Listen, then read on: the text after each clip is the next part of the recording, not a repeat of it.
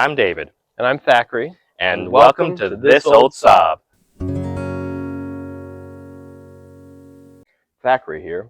In a few days, I'm going to be taking my trusty Saab 9.3 to the annual Saab Club of North America Owners Convention. If you haven't gone before, you've got to go. Literally hundreds of Saabs from all makes and specs will show up from all over North America. It's a fantastic event. Good friends, good company, cool cars. I'm going to post a link up here so that you can join the Saab Club of North America and you can go next year. You got to go. Now, going on a road trip to an event like this is an important opportunity to do some basic maintenance on your car. You're going to want to check your tire pressure. You're going to want to change your engine oil if the time is there, check the level, check your transmission fluid, check your battery, make sure it's still holding a good charge. Now in this video, we're going to focus on air and spark. We're going to be cleaning our mass airflow sensor, which sits between the air box and the turbo. We're going to be changing the cabin air filter so I can breathe easy.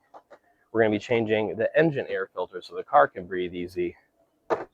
And we're going to be changing the spark plugs. I'm going to be putting Denso Iridium IQ22 plugs in my car. And if you're interested in what led to this particular choice of plug, check out this companion video where I discuss what kind of information you need to use to make an informed choice about the plugs that you put in your car. So let's get to it. Okay, the first thing we're going to do is remove the mass airflow sensor. I'm actually going to go ahead and disconnect what's referred to as the Cobra. This is a plastic, or in my case, a silicone line that runs from the airbox down to the turbo. You don't have to remove this, certainly not to clean the mass airflow sensor, but because it's attached to the airbox lid, it's going to make it difficult to open up the airbox itself enough to change the air filter here in a second. So screwdriver for that. The mass airflow sensor has one of these kind of hand detachable clips where you kind of pull this plunger out and that releases it, and then to lock it back on, you push this plunger in while you're pushing it up against the unit. The mass airflow sensor on mine at least has T20 Torx bits. So I'm going to loosen those. There we go. And it's going to pull right out. And you want to be careful. There's a sensor that sticks off of this into the opening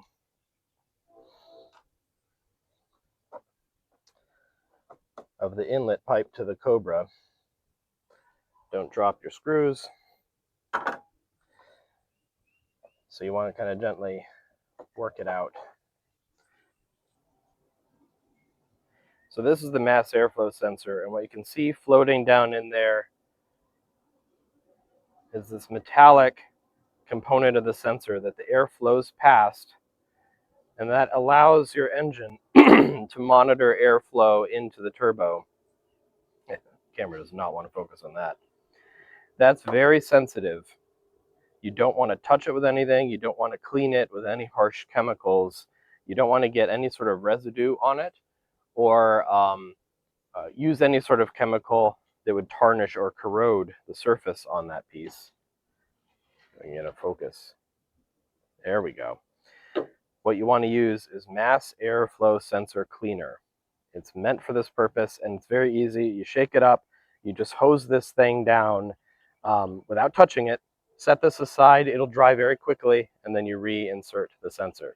So I'm going to do that real quick off camera, and then we're going to move on to changing the engine air filter, since we've already got the airbox detached from the Cobra to the turbo. Okay, while my mass airflow sensor dries, I'm going to open up the airbox and we're going to drop in the new air filter. This has 1, 2, 3, 4, 5 T25 Torx. Figures they're a different size from the sensor's screws.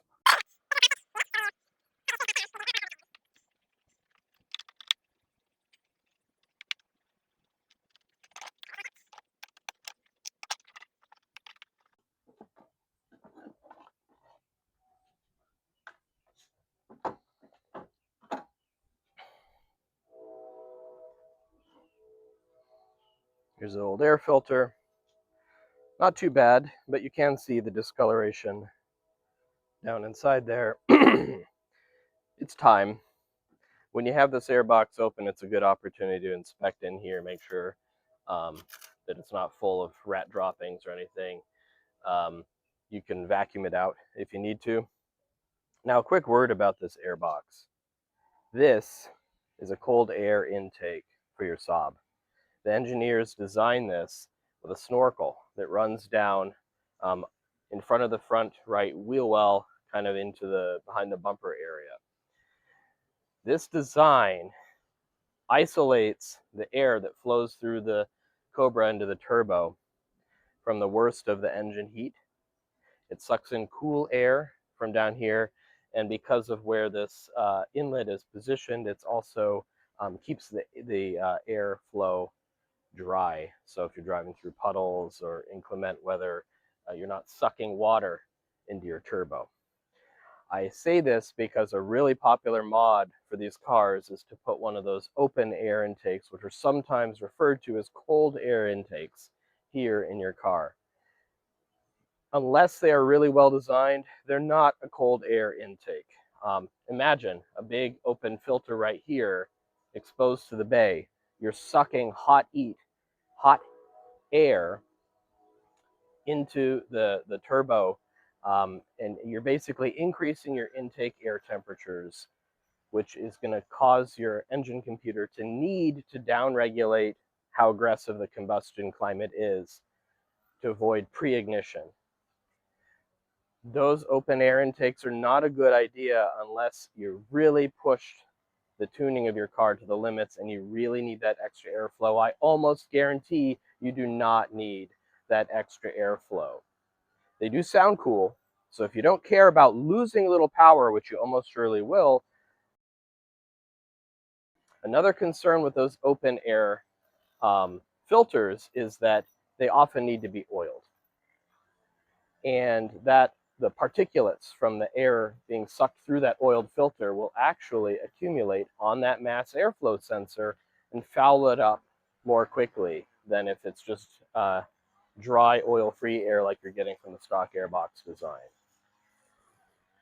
So again, I really don't recommend putting those on there. I know they sound cute, but don't put them on unless you've actually done the work to measure and demonstrate that there is a choke point hair in the performance of your car that it needs to breathe better than the stock air box can handle. And another option is actually to drop in a more free-flowing filter within this design. That's a great way to achieve greater airflow without actually introducing some of those new concerns that come with the open air filter design. All right, so let's get to it. Let's drop in the new air filter. Now, I like these EcoGuard air filters. This isn't a product placement. There are many that will do the job, but just so you can kind of see the difference here, you can see how much darker the old air filter is than the new one. This is the same air filter. So, although this doesn't look bad in isolation, side by side, you can see how much crud it's sucked up from driving around the city traffic for the last year. So this is very easy. Again, if this is really dirty in here, I would actually vacuum it out before installing a new filter, but this is fine, just a couple leaves. Nothing really gross in here. You simply drop the air filter in, make sure it's kind of settled into the airbox fully.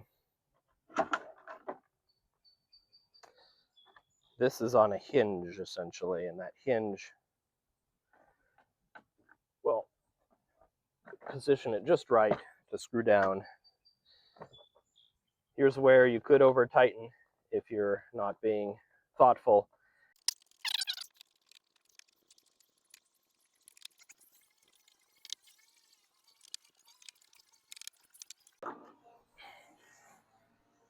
All right, I'm going to go ahead and reattach the Cobra up here. It just kind of works its way back on. You want to make sure it's fully seated on the airbox. All right, we're ready to reinsert the mass airflow sensor.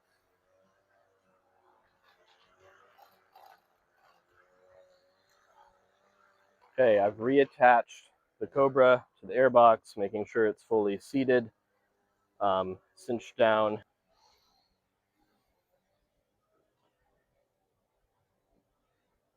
Now it has an O-ring, and you kind of just gently wiggle it in there. There we go. Seated. Switch back to my T20 Torx.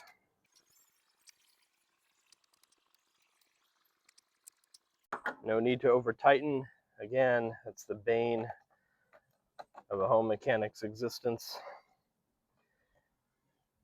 And this, you just kind of push it up against while pushing that plunger bit, and it will slide on and clip on. And it's on there. Okay, let's move to the spark plugs. For the spark plugs, we're going to have to remove this top plate here. This is a T30 Torx now. We're just changing sizes left and right here on you.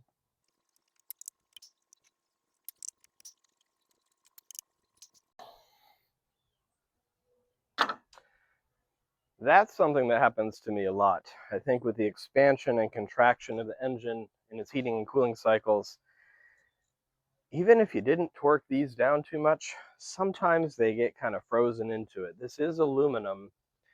These are steel. That may have something to do with it. But what I often wind up needing to do for at least one of these is get a socket.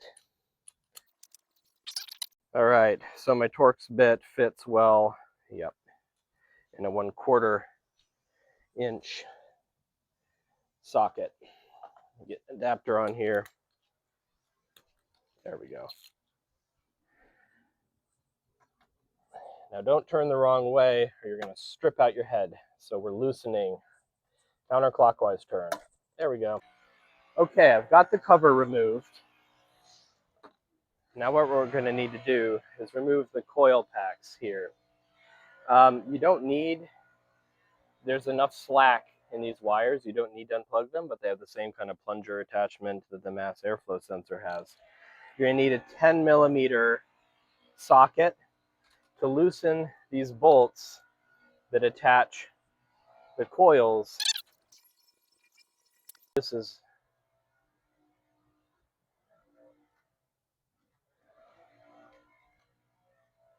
valve cover gasket.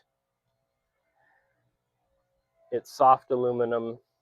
I really prefer to use my bare hands when possible for loosening things. These coil packs, once the bolt is loose, will just come right out. Now I'm going to go ahead and disconnect this one here so I can show you to you real quick. This is a Mitsubishi Saab stamped coil. These are the OEM coils for the 2.0 Saab 9.3 motor that came in these 9.3s, the Ecotech motor. You need to use these coils. They're not the cheapest coils you're going to find on the internet, but they are the ones you need. And the reason is that this Saab is not designed with an independent knock and misfire sensor. Rather, the engine control unit monitors the ignition climate in the cylinder via these coils and the spark plugs that they connect to. So putting the correct coils and spark plugs in your Saab is actually critical because the ignition is variable on these. It's not a fixed ignition. It changes dynamically based on the boost pressure, the load you're putting the car under, based on the operating temperatures, etc. And so what's going to happen is the knocking or pre-ignition and the misfiring or delayed ignition are actually going to vary continually. Now let's go ahead and get one of these spark plugs removed. Looks really great, but we're doing this more as a preventative maintenance thing. Now let's see here. You can see the difference in the plug design here between these copper BCPR7ES from NGK and the iridium plugs. They have a much smaller electrode at the top, and this can help result in a more controlled and predictable ignition climate in the car. And so a lot of people, if they have the money to shell out for iridium plugs, will go this route. Now, I'm going to go ahead and pre-insert the plug in my spark plug socket. I'm going to insert it back into the cylinder, and by hand, I'm going to turn first counterclockwise as if I was loosening it to kind of help the threads seat, and then I'm going to turn it clockwise. This is really important because this is soft metal down in there. This is hard metal on the plug, and you don't want to strip or cross thread the cylinder head down below the valve cover gasket here. So I've hand tightened it simply by turning the socket extension itself.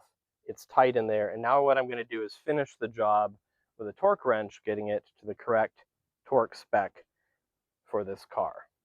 Now the correct torque spec for these plugs, ungreased, when they're new, is 21 foot-pounds. Now, if you've done this a lot of times, you can feel it by hand, and you can get it right.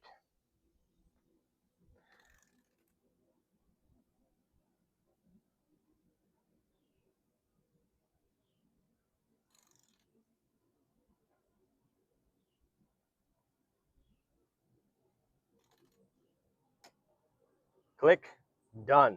Do not over tighten. Now, one thing you saw probably is that the plug socket stayed in there, and that's because it has a sort of rubber suction that grips onto the spark plugs. This happens a lot, at least with my particular set. What my trick is to actually reinsert the extender and actually, don't overdo it, but torque slightly with your hand, and that just kind of helps it grip on the socket a little bit, and then I wiggle and pull upward while torquing it, and it will kind of pop loose.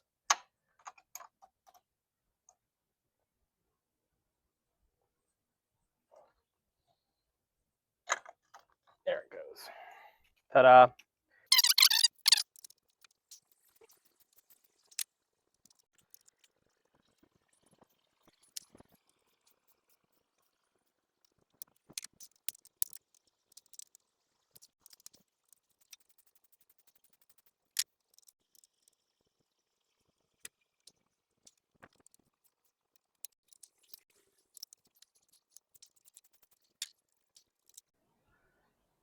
Okay, I've got all the plugs back in the car. Shiny new iridium plugs for my tuned Saab 9.3. To reinstall the coil packs is super easy. First thing you can do is just push them back down on top, make sure they're kind of seated all the way. There we go.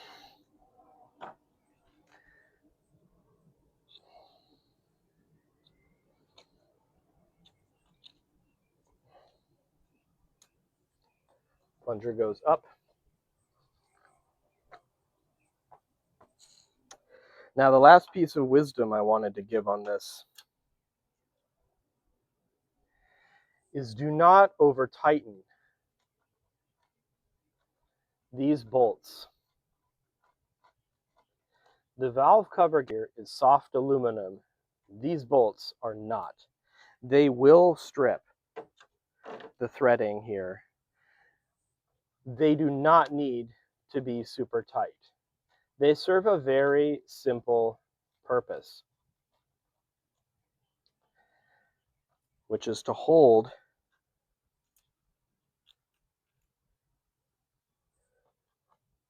the coil packs in good contact with the plugs beneath them. Make sure that they don't pop off. There is a metal ground. These do serve to help ground the coil packs to the car via the valve cover, but you don't need to be Hercules to achieve that. The reason I'm giving you this rant is when I got this car, these two were pre-stripped for me. They weren't so far gone that I needed to do a helicoil.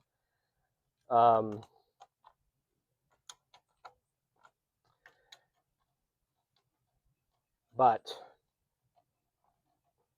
they were stripped out. And so if you notice, these bolts are shinier than those bolts. They are actually not metric bolts. I put a slightly oversized imperial threaded bolt in there, and I'm just so gently tightening these.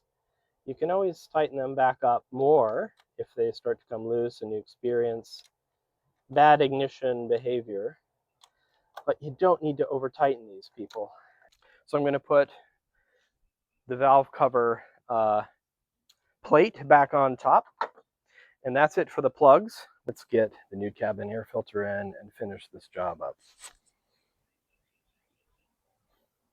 So this is very easy to do, but I'm going to show you a critical challenge point in these cars here. Now, these little things, these push buttons, are all over these cars. They're in the trunk to kind of hold the liner trim against the sides, and they just break. So these are really annoying, but you can get replacements. Actually, ones from different car brands work okay.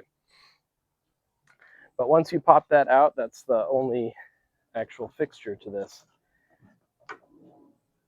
You can pull the seal back from this cowl guard and pry it up. Now these get really brittle with age. In fact, yep, mine just broke more in the process.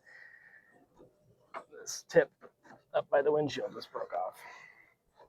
But what I wanted to point out is a lot of cars are missing this secondary shield. I think the early 9.3s didn't come with them, and they added these later on, probably as a hack to help with water ingress issues.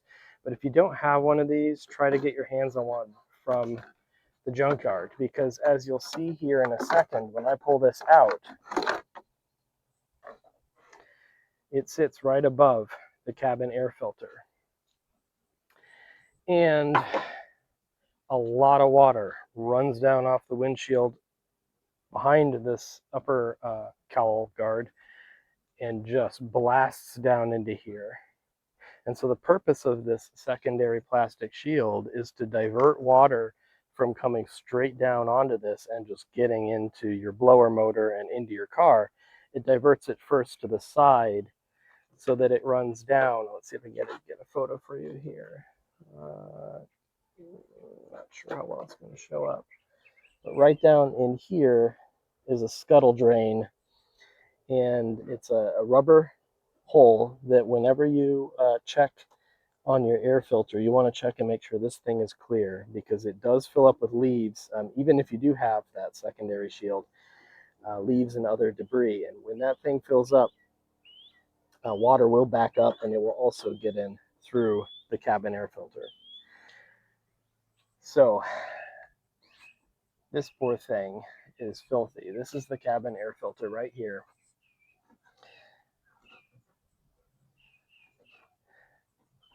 And it pulls right out. The tab on the far side is being stubborn, but you can kind of pop it loose.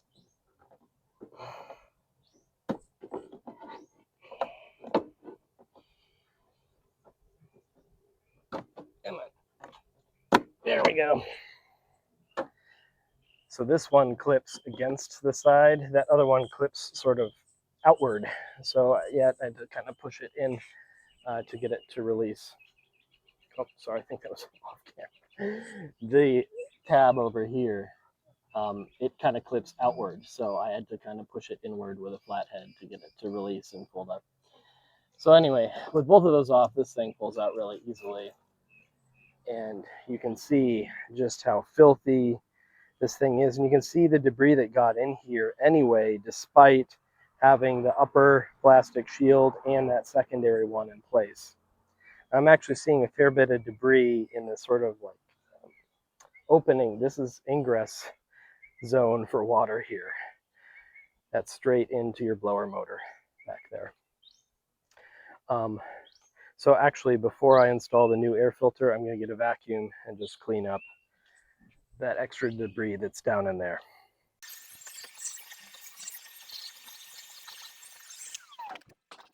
All right, vacuumed all of that out. I took care to vacuum down around the scuttle drain as well, although again, mine was clear, but you really should check that. In fact, check it periodically.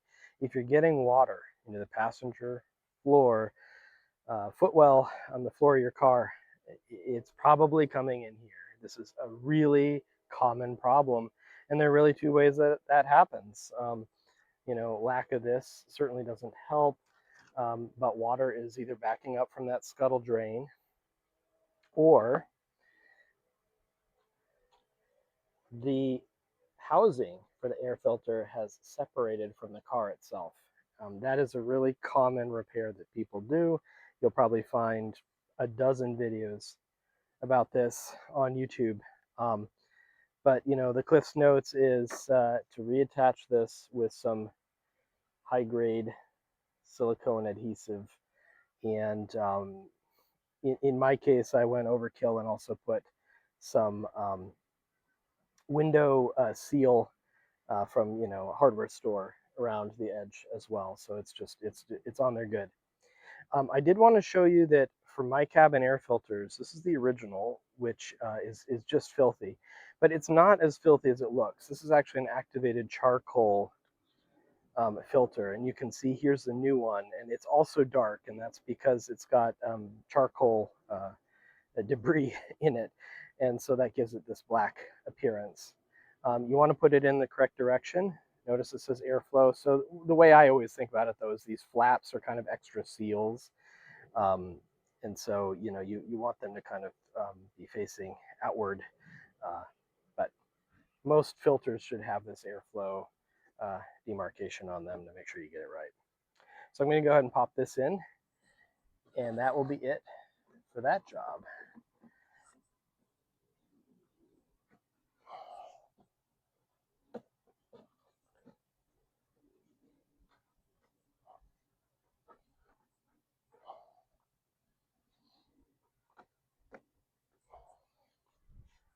Clips go on much easier when they come off sometimes. That's it. So we reverse the process here.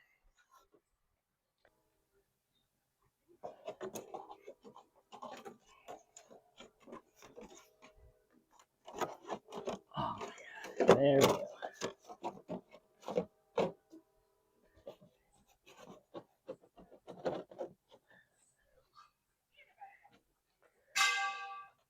So this thing, it has a little for example, there's a cutout in it here that sort of sits right around this piece of metal. Little things like that kind of hold it in place, but honestly, it just sits there. There's nothing too fancy about it.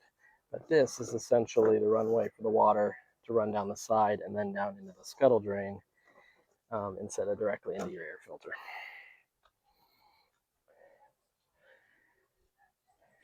Now to bend this poor, aging, UV damaged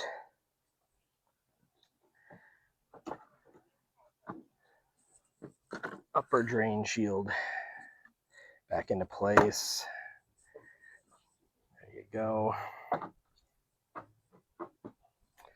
When they are new, or at least in better condition than mine, they actually have tabs underneath them that will gently clip around the underside of the windshield, and that holds them flush against it.